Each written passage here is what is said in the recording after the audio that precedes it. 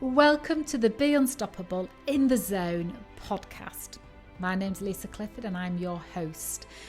Be Unstoppable for me is all about helping you unlock your incredible human potential and for you to access your mind in a way that it works for you. And that's why I became an empowerment and firewalking instructor, running events where people participate in a way that reveals to them who they truly are without a shadow of a doubt, and therefore enabling people, you, to live the life that you want without any limitation. Each episode in this series has guests that I'm interviewing that have valuable gems and nuggets and perspectives that have served them in their life, and also lessons that they've learned. And I just thought it'd be great to get under the bonnet, so to speak, in the zone and listen to their journey and stories. And I hope in some way that you connect to some part, if not all.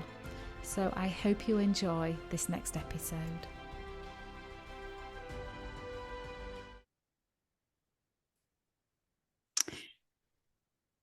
Good morning, lovely ones. I am jolly excited this morning to be chatting with Simon Middleton, who is the Growth Hub Delivery Manager for York and North Yorkshire for the LEP, Local Enterprise Partnership. And as usual, I have a little chat off air, and I've written down nuggets already, Simon. But before we begin, I just want to say, you must be the most popular man I've never met. Well, now have met. You were recommended to me by a dear friend, Michelle Mook, and who loves you. I hope that wasn't a secret. And and then I was speaking to another dear friend who I mentioned your name to, and she went, "Oh, I love him." So I want to start off by asking the question, why is this? I mean, it's becoming obvious to me, but why is it? Is it because you're splashing money around? Is it because you're handsome and charismatic? Is it because you're a good listener? Or all of the above? Why do you think it is? Because I think that's a unique quality. It's really difficult, isn't it? And I think one of my characteristics, I really hope one of my characteristics is it's about being humble and humility, and that's one of the character traits that I enjoy in other people. So I think naturally find it quite difficult to accept praise, because I just think, well, I'm just being myself. I'm just doing my job. I'm just doing what I do in my spare time. And if people find that inspiring, or it helps them out, then brilliant. But I don't see myself as being anything other than just a normal Yorkshire bloke, really. In the work world, our ambition is just to help people, and you've got to come from a place where you get something out of helping people, and I do. I've done a lot of voluntary stuff outside of work time, and I do get something out of giving a bit back. Now, does that make me any different? I don't think it does. I'm just a normal bloke, I think, who would like to try and make a little bit of a difference. And if I do make a difference, brilliant. Well, I think we had a chat last week so that I could understand what all the fuss is about. And it was clear to me that what makes you, I don't know if it's different, but certainly special, is that I don't think there's any version of you than the one that we actually see. I don't get the feeling that you're trying to prove anything or defend anything or push anything, that you are naturally just yourself. And in our little chat, what was wonderful and inspiring was when I said, is there any subject you don't want me to go near? And you went, no, I'm an open book. Ask me whatever you like. And I'm even willing to learn something about myself from the conversation. And I think it's that makes you lovable and special to people, is that when people feel their sense of trust when they're talking to you, because you are truly who you are. There is no mask. And we are so used to wearing a mask in work, aren't we? That we put our, we hear people say it. I'm going to put my get into work mode. No, I would prefer that to me. And I'm going to get focused, I'm going to get disciplined. But what so many people do, and I don't know whether you've seen it in businesses, they almost become somebody else in order to do the job, which isn't sustainable. Is that something you've witnessed?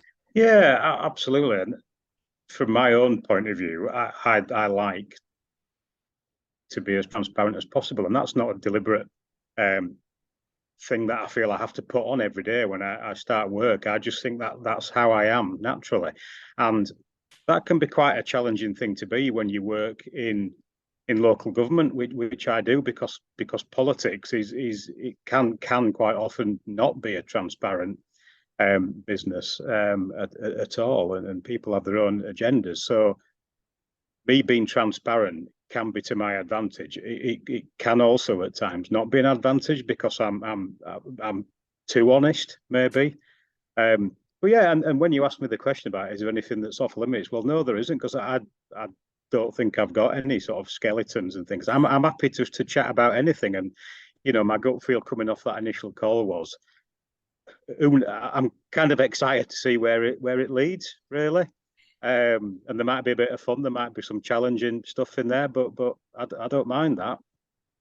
There was something that you said before we pressed record. We were talking about when we do our own legwork, if you like. I was saying, I like to email people myself rather than have a marketing person do it on my behalf and pretend to be me. And I just like being that involved in my business and all the creative stuff. And you said something which I thought was just lovely. It's really great to see what you put your heart and soul into, where it reaches. And I think that's what today's conversation is about, is just opening our heart and soul up and just seeing where it reaches. And one of the things that we spoke about last week was what you do when you're not in your day job. Do you just want to share what one of your that you think isn't so special, but it blew my socks off? What you do? I think it's special in the sense of I really value what I do outside of work. I don't think it's special in terms of what I achieve. I'm proud of some of the things I achieve, but I always refer to it as both myself and my wife like spending time getting some of God's medicine, as we call it, fresh air. Yeah. And I think your own well-being is it just exactly that. It's your own. So I think it's really important finding out what it is that works for you. So loads of people know that what I enjoy doing is being out in the fresh air, in the countryside, exploring, running, walking, but just being out in the countryside with friends and family. Now, if that doesn't float your boat, then that's not a problem to me at all. That's absolutely fine. What is a problem is if you can't find something that just allows you to switch off, recharge your batteries, and just have a brilliant time. I know what it is for me. I know what it is for my wife. Well, let me just get straight into it. Tell me the thing that you do that is pretty athletic. Share that particular pastime. Yeah, I mean, I've always been massively into sport ever since being a small boy, and my dad was exactly the same. He played squash. I followed him into squash, and I had an awful lot of great times playing that. But in the last 10 years or so of my life, I've much more got into running, and it started off small, doing things like local park runs, 5K around the Knaresmire in York and various other places. But I was always inspired as a child watching the London Marathon every year, and just the music in your head, and just seeing people of normality achieving amazing things. And I've got to do the London Marathon 5 times now, and I've done 70 other marathons and more. So ultra marathons, which is anything longer than a marathon, those are just an amazing challenge of you. And again, what I said before about just pushing yourself, and we can all achieve more than we think, whether that's running an ultra marathon through the night, over the hills in pitch black and navigating your way around and carrying on when your body tells you something else that you don't want to hear. Well, just tell us about your last experience then. Specifically, what was your last ultra marathon? Yeah, so a couple of weeks ago, I did something called the Lakeland 100, which ultra marathons are never what they say on the tin. So, despite the fact it's called the Lakeland 100, it's 105 miles, circular route from Coniston to Coniston, taking in one or two hills along the way. So 18,000 feet of climbing, something like that, and you get 40 hours to do it. And there's clearly a challenge in itself there. The distance, the fact that there's all that climbing to be done, the fact it starts at 6 o'clock on a Friday evening, so you're going straight into a night, and you're probably going to have to go into a second night as well, unless you're significantly skinnier and faster than me. And the weather, the Lake District has got its own microclimate from valley to valley, so there's all sorts of challenges coming at you. But it was the first time out of the 75 marathons I've done where I've had what they call a DNF, did not finish. And I stopped after 76 miles. And that's the balance again of saying, do I pat myself on the back for having done 76 miles, or do I beat myself up for not doing the 26 and a bit more to finish? And I know what I've been doing ever since. Which one?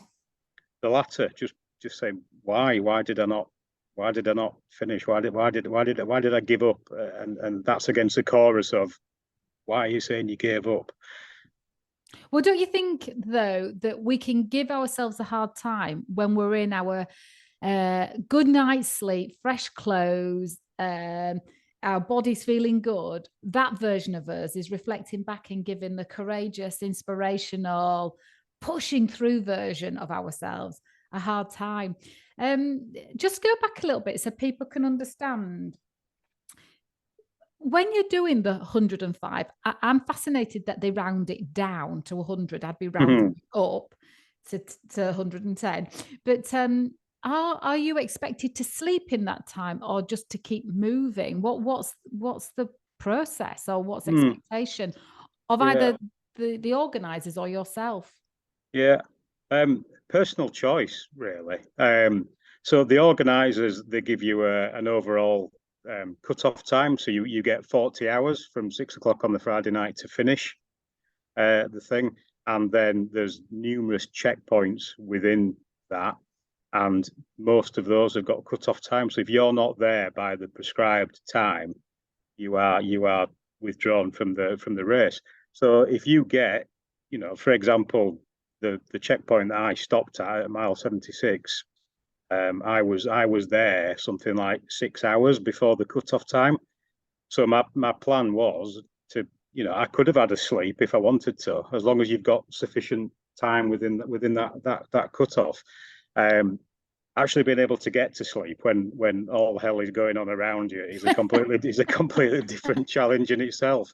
And being sat outside in a car park at the end of Haweswater in the lakes, in a gazebo that's been lifted off the ground because of the wind, and trying to fall asleep in there is a challenge I was unable to master, sadly. And so, just going to mindset really in that particular ultramarathon, we'll talk about others.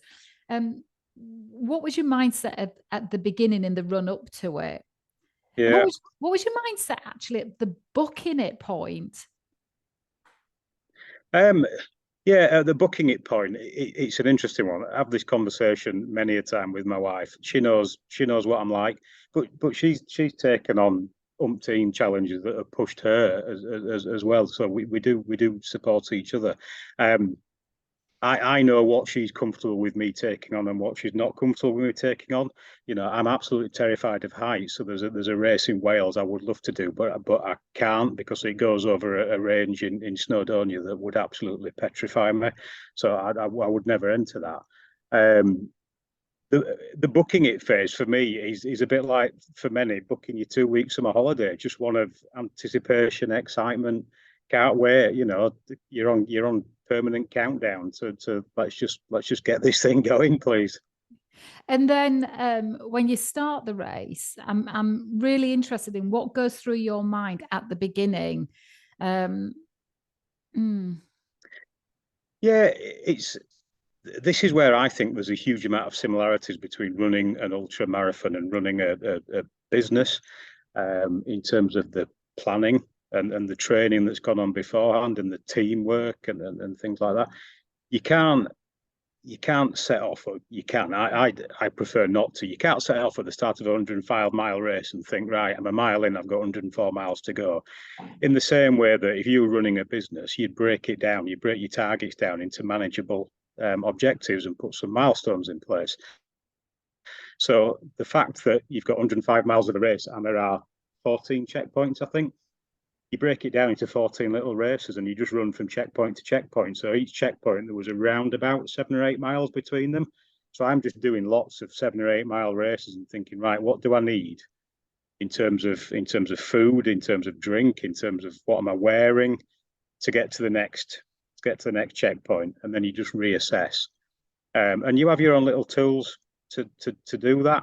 You know, I have a really expensive device that's basically, I think it was for this one, it was the cardboard off a Udaloo roll, where I just write down each of the checkpoints and what the cutoff times are of those and what the distances I've covered, and I'd just have those in a little plastic wallet, and I'd have them in the front of my pack, and each time I get to a checkpoint, I just have a look at them and double check, because as you get tired, your mind starts to get confused. So to have those there as a bit of a refresher just tells me, look, I've got to checkpoint 5 at, I don't know, 2 a.m. in the morning. The cut-off time was 6 a.m. Right, I've got plenty of time here. I can take a bit longer, get a bit more food. You know, maybe put my waterproof on if it's starting to rain, something like that. So just those little techniques to try and battle what's obviously going on, because physically you know you're going to get tired. You know you're going to get irritated with yourself or with somebody else. So you have to try and find mental strategies just to overcome that. And when you're running, where's your mind at? What are you thinking about? Are you thinking about memories, or are you absolutely in the zone of keeping your mind focused on things that are positive, so your body stays positive? There's a difference, isn't there, when you're running? If you're thinking about things that are on your mind and that are not particularly positive, then I think it weighs your body down and slows you down. And if you're thinking about things that are positive, then somehow you get another spring in your step. Is any of that true? I mean, it's my personal experience, not that I'm a runner, but when I've shuffled in my past, is that true for you? Yeah. I think you're right. I think there's a few variable factors in there. So I think part of it depends on the terrain. So if you're running around a nice bit of flat tarmac, you can quite easily switch off because you're not too worried about where you're putting your feet. Yeah. If it's the middle of the night and you're halfway up a Wainwright Fell in the lakes, it's raining, that footpath has turned into a stream, and you may be going downhill, it's a bit difficult to think about other stuff because you've really got to look where you're putting your feet. And because, you know, one false move and you might break your ankle. And it happened at that race in the lakes. I saw it. Yeah. So if I can switch off, that's absolutely what I like to do, because it's fantastic when distance goes by and you don't even realize it's gone by. But it's also nice to be in a bit in the moment as well. I mean, again, for me, others may choose to disagree, but what a privilege it is to be able to run round the Lake District, the North Yorkshire Moors, wherever you might be, because it's a fantastic part of the world. The scenery is just incredible, even if it's raining cats and dogs, even if it's blowing a gale. It's just brilliant, and to go through the night and see the sunset rise see the sunrise is just incredible. So it's a balance. I think in the main, I try and like to switch off and think about anything else. I quite often do a lot of numbers, do a lot of math stuff in my brain, trying to work out different things linked to the race. But you need a little bit in the moment as well. Just I think mostly to make sure where you're putting your feet when you're off road, because it can be challenging. Oh, I can imagine. When I went to Base Camp Everest in October last year, it had unprecedented rain with 11 days of rain. And of course, as you can imagine, it's cobbled. No, but it's not cobbled. It's uneven rocks on a and water running down it and mud running down it. And that amount of focus we had to put to where our feet were going was incredible. I mean, it was brain aching, but it also meant that your focus couldn't be anywhere else. You couldn't be having any disruptive internal dialogue or stories running in your mind. You just had to completely focus, because where you put your foot was critical. Because if you're injured, there's two ways off: helicopter or horse. And taking a horse down those cobbles is not for anybody's sanity. Saw lots of people doing that. But when you when you decided to not finish the race, how long were you thinking, I'm not going to finish this?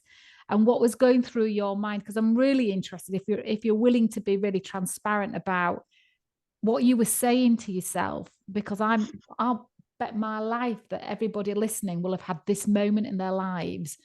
I don't ever think I had the thought of I'm not going to finish. It was more a thought of I don't want to, and it's quite a different thing, really. And you're right. It's never an immediate decision. It sort of creeps up on you over a period of time. And that could be the same in business as well. That could be the same as someone deciding to sell the business or deciding to retire or leave or whatever. It's not usually one thing. It's a culmination of things. So, I forget where we were. I'd obviously been going since 6 o'clock on the Friday evening. The weather during the night had been typical of the lakes. It'd been very wet, and I don't mind that, because waterproof kit these days is very, very good. So there is a saying that there's no such thing as bad weather. It's just the wrong choice of clothes. Yeah. So I was fine with that. Just let me ask you this question: what day are you on? So you started at 6 p.m. on the Friday. What day are you on? So I'm now sort of mid-afternoon on the Saturday. So been going about 21 hours, something like that. And you'd covered 76 miles in 21 hours. Well, about 22 hours for the 76, but in terms of when the thoughts about I want to stop, not I'm not going to finish, it's I want to stop, started happening. It was probably I was around Ullswater, and in Ullswater, for those people who know it, there was a checkpoint in a place called Howtown, and I was absolutely fine there. The problem is between Howtown and the next checkpoint at a place called Mardale Head is you go over this goddamn awful hill called Fusedale, and it just goes on and on and on. And at the same time as there's a 100-mile race, there's a 50-mile race at the same time, and those guys set off halfway around our course a couple of hours before I'd arrived there. So I've got these 50 ladies and gents all streaming past me because they're a lot fresher than I am and going a lot quicker. And I've just got this horrible hill that just goes on and on and on forever. And then you get down the other side to Haweswater. It's single track. It's ferns on either side. It's really difficult to overtake, and it's wet rock and it's slippy, and your ankles are doing all sorts of horrible things. And I was tired. Of course I was tired, because I'd done 76 miles. You're going to be tired, whoever you are.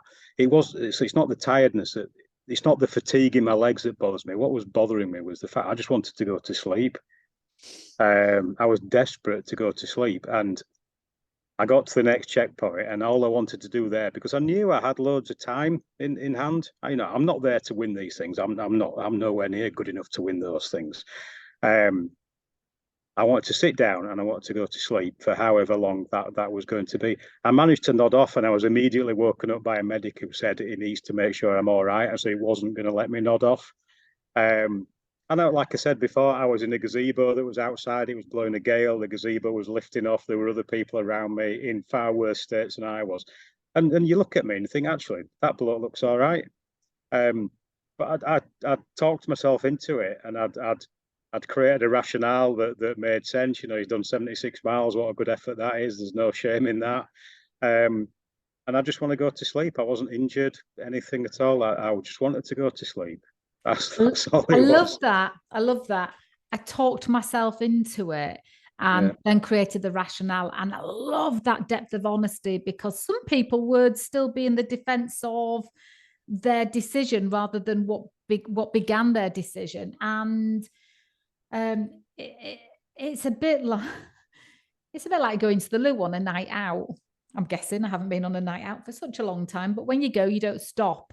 And so, and I guess with the thinking, once the thought opens the door, it reveals a whole other room of thinking that supports the door that's been opened, doesn't it? And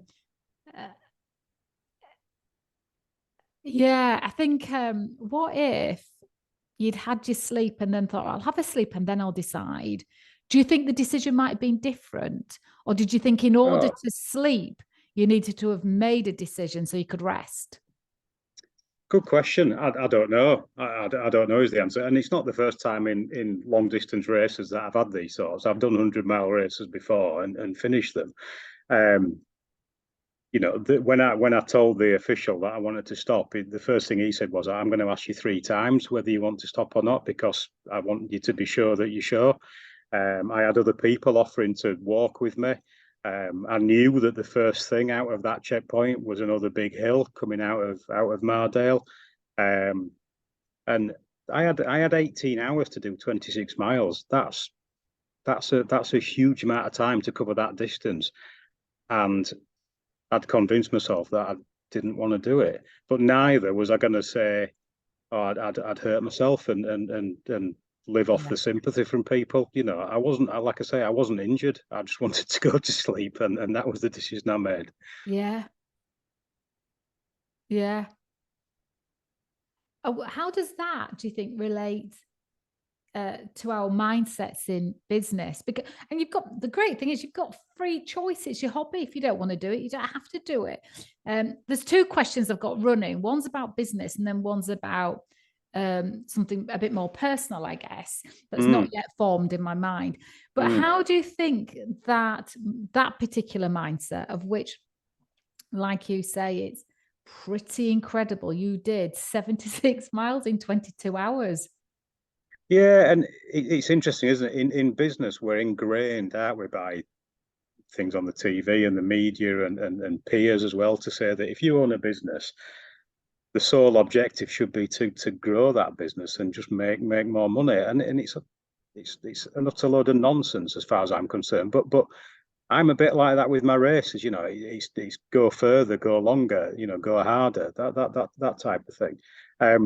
But if you're running a business and it happens to be you and it's your business, as long as you're generating sufficient income to provide the lifestyle that you want, why should you bow to that outward pressure to recruit someone else, try and grow that business? Because actually that's a risk, and it might not be the risk you want to take. And we can't all be the CEO, can we? The CEO needs a team of people around them, and there's absolutely nothing wrong with being a sole trader who's generating sufficient profitability to provide a lifestyle and providing tax to deliver services locally.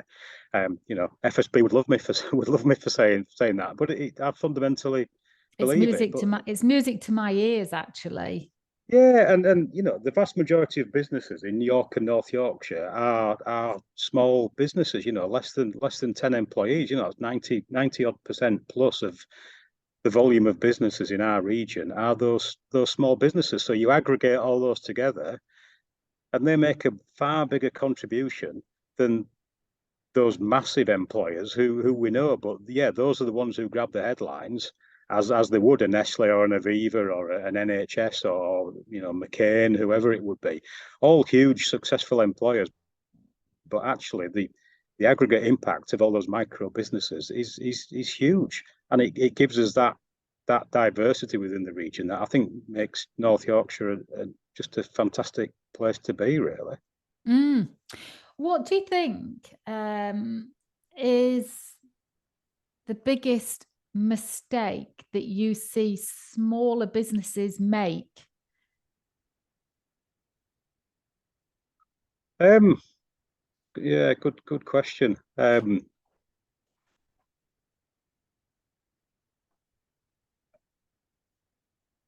I think sometimes not appreciating the skill that it takes to run a business and not doing your groundwork properly. I used to have many a conversation with people wanting to. The example I always use: I want to open a coffee shop in York. Fantastic, that's fine, but not understanding that actually there's dozens and dozens and dozens of very successful coffee shops already in that location, providing a great product, and you cannot charge £3.50 for a cup of hot brown liquid without everything else that comes with it. You've got to have a point of differentiation. You've got to have fantastic customer service. You've got to have great premises, and you've got to be good on social media. There's so many things in that, and if you're not prepared to do that, then you may well come unstuck. But I love the enthusiasm of people wanting to set up in business, because I've never done it. I've never been in a position to do it. So I do respect anybody who wants to at least try. But if you are going to try, do yourself a favour by doing your research, talking to your networks. Don't just talk to your mum and your dad and your family, because they're all probably going to tell you it's a great idea, and go for it. But if you're risking your money, then you want to try and protect that best you can. Simon, if you were hypothetically going to set up a business, say nothing was any problem, age, weight, height, money, charisma, nothing was any problem, what would you set up? Yeah, I've always thought about this, and the really easy answer I always come back with is the really highly exciting initiative of setting up a car park, because there's minimal work required. You just sit there and the money comes rolling in, and I'm being a bit disingenuous. Something where you get some sort of recurring income. You see people, don't they, who they run a business, but they've got property in the background where they're obviously getting the rental income from that. But yeah, a nice little patch of land in the centre of York somewhere that people needed, and I didn't have I had enough time to go and do what I like doing outside of work that we've already talked about. So that'd be perfect. And then if you were to look into your I guess childhood, your upbringing, what do you think played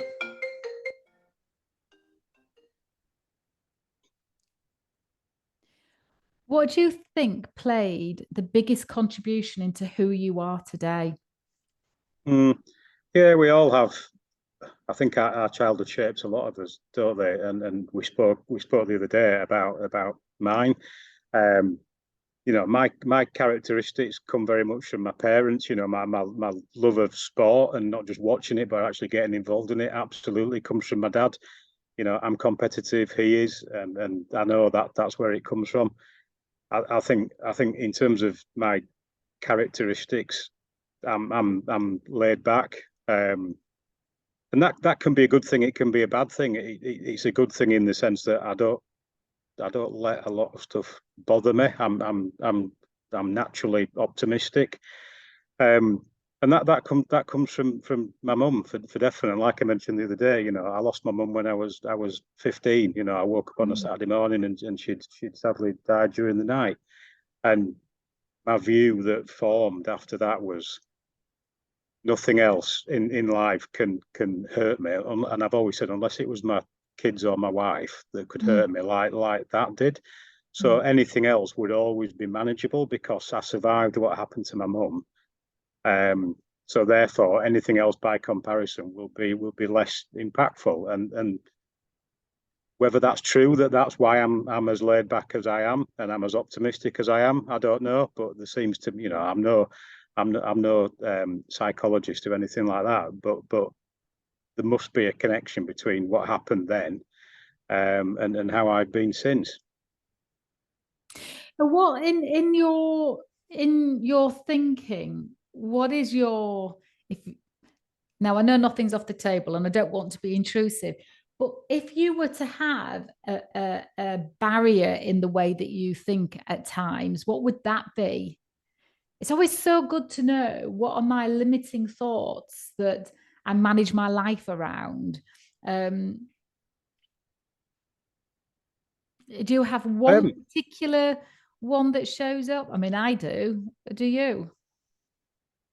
I don't. I don't know.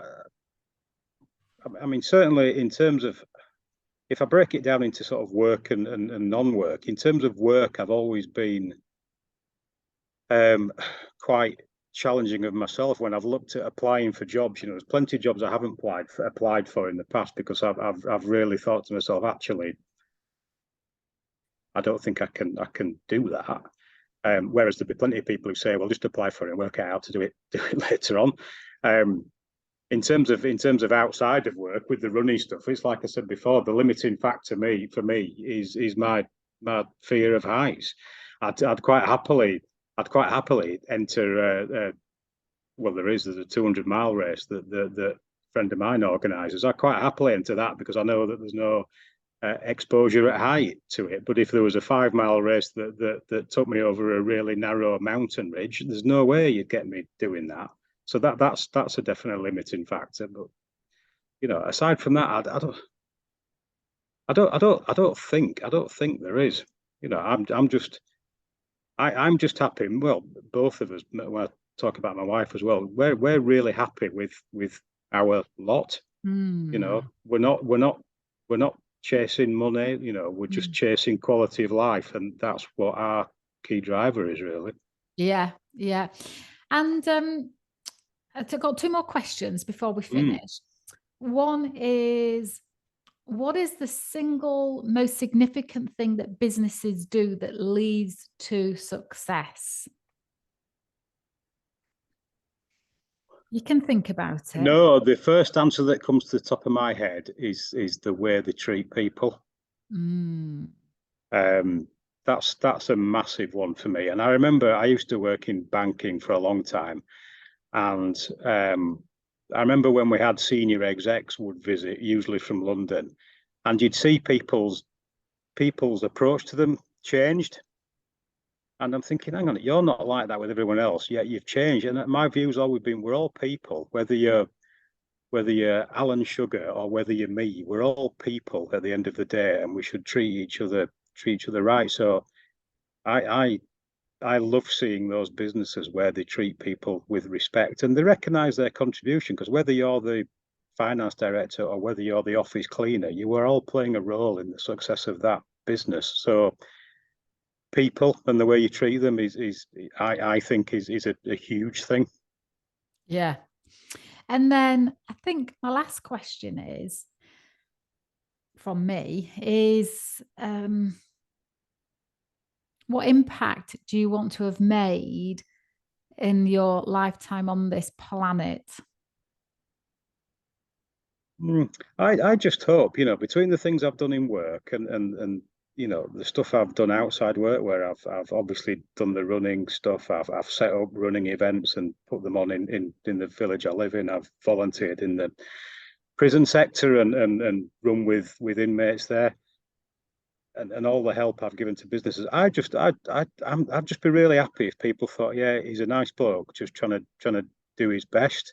And if I can't help people, I can't help them. You know, I'm not the brains of Britain. I'm just an honest bloke trying my best to make a difference. And if you take one thing from me, then brilliant. And if people remember that I was just an honest, nice person who was trying the best to make a difference, then I'm happy with that. And what question would have been brilliant for me to ask that I haven't asked? That's an awful question. Is that? It's not awful as in it's awful. It's just an awful question. I think it's really hard, isn't it? What question would you like me to ask that you haven't asked? Do you know? I don't know. It's like I said, it's difficult, isn't it? Because I did say, look, I'm quite happy to talk about anything. So that makes you think, well, what haven't you asked? Um, I suppose the one thing I would say, and I'll kind of answer it before you ask it. You know, we obviously talked about the lakes. Um, the question would be what happens next as a result of that, and on that day we were mid Saturday afternoon, 3 o'clock Saturday afternoon, something like that. Um, I was never ever going back to that race ever again. That was me done. Within 24 hours, I was like, yeah, when does it open for entry next year? I'm going. Well, it's not guaranteed you'll get a place. It's very very popular, but I'll be absolutely filling that application form out and explaining why I needed to go back and put it to bed, really. And I love that. What will you do differently on the next race? Or is it what will you think differently? Is there any doing differently that needs to be done? Or is it any Yeah, thinking differently that you would like to do? yeah, there is. And again, this is the link between that type of activity and running a business. There's so many parallels. There's always learning in every experience. There's always learning, and you've got to be you've kind of got to be big enough and open enough to accept that sometimes you actually made a mistake. I know exactly where I made a mistake on that race, and that could have been the thing that cost me, and it was a stupid bloody mistake that I made. I should know better. What was Um, it? We're dying to know. well, it was you go through you're just beyond halfway and you go through the point Dale Main, it's called, the point where the 50-mile runners start. So you come into there and all these 50-mile runners are getting ready to set off. They welcome you in like you're some sort of Olympic champion, which is just fantastic and awe inspiring. And you go into a marquee where you've had a bag with all your change of kit and whatever else you want to take into there. There's no such thing as male and female changing. It's just one big open marquee. So I've got a full change of kit, and someone had said, take a toothbrush and brush your teeth because that'll be really good. So I was stood there brushing my teeth, and I thought, yeah, okay, that's great. I was very delicately balancing a towel around my waist, and so as not to offend any ladies who were in the room. Protect your modesty. Changing my full kit. They were doing exactly the same. And you know what? People couldn't have cared less, to be honest. You know, they're far more interested in what was going on than seeing whatever else was on display. Um, I had, and again, it's a completely technical thing, but it made a massive difference. You know, all my kit I had on was obviously wet through by then, so to get it off and change it was just brilliant. I had a spare long sleeved running top in my bag to carry with me, and I forgot to put it in, left it behind. So coming into Mardale Head where I stopped, I'd got a short sleeve t-shirt on and my waterproof over the top. So the minute I stopped to start having my debate with myself where I'm do or I don't, I just started getting cold, and I was looking for the long sleeve top to put on to try and warm myself up. It wasn't there, and that whether that was something to do with fatigue, I don't know, but it was a stupid mistake to have left that behind. So I won't be doing that next time.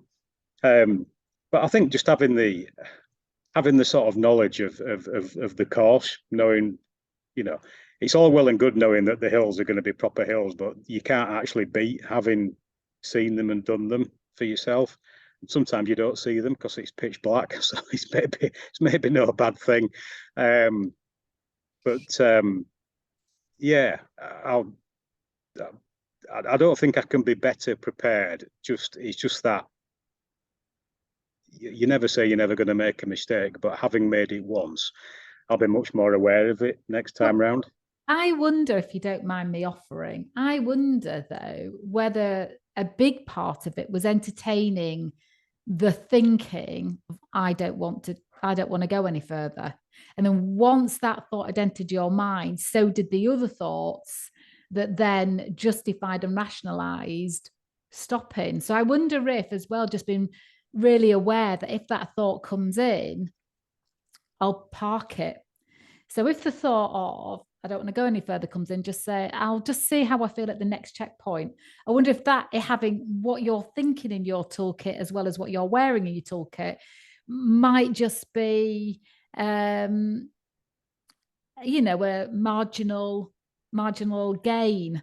Yeah, you're right. You're right. I'll have you on speed dial for next year. The only problem being there's no reception at Mardale Head. That's all right.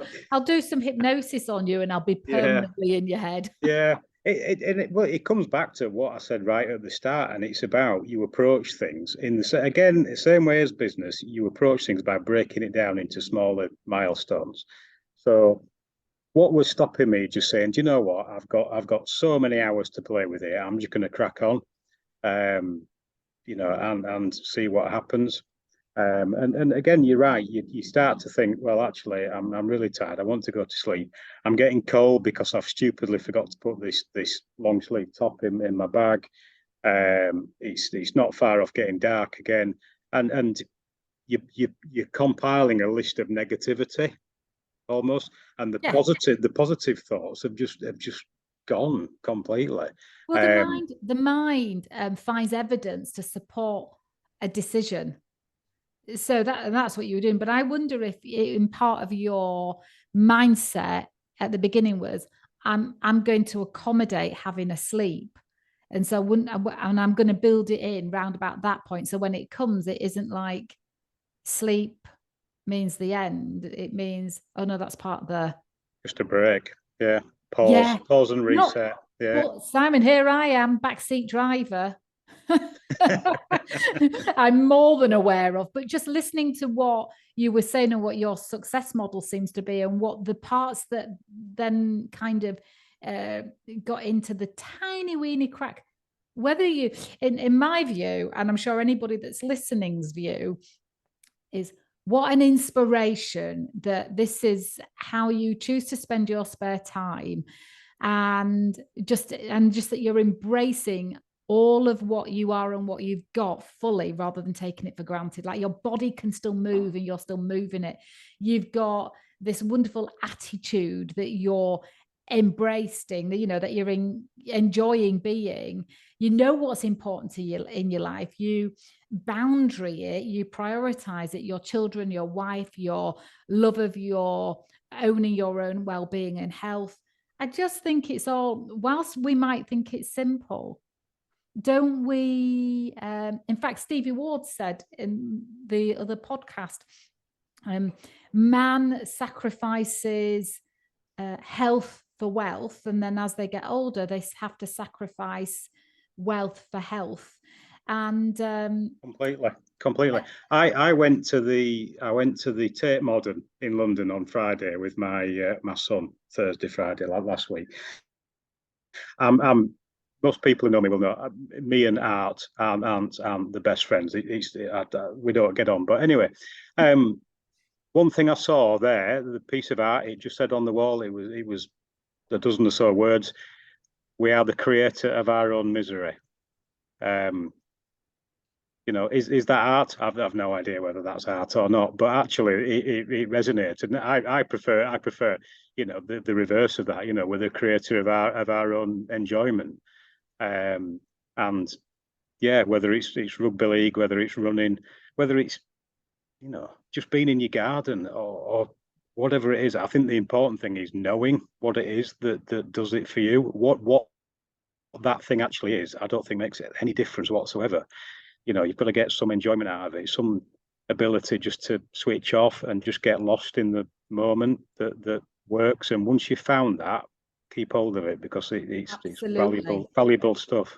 I love that. It's a good place to finish, because I think that quite often what we're doing is going for the grass is always greener, going for the next thing, and we're letting go of something that is already currently very fulfilling and nurturing and nourishing and valuable, to risk it for the next thing. What is it we're searching for if we're moving to the next thing and the next thing? What is it that's not being filled up? Oh, Simon, what a brilliant way to start a week. Thank you so much. It's been a pleasure.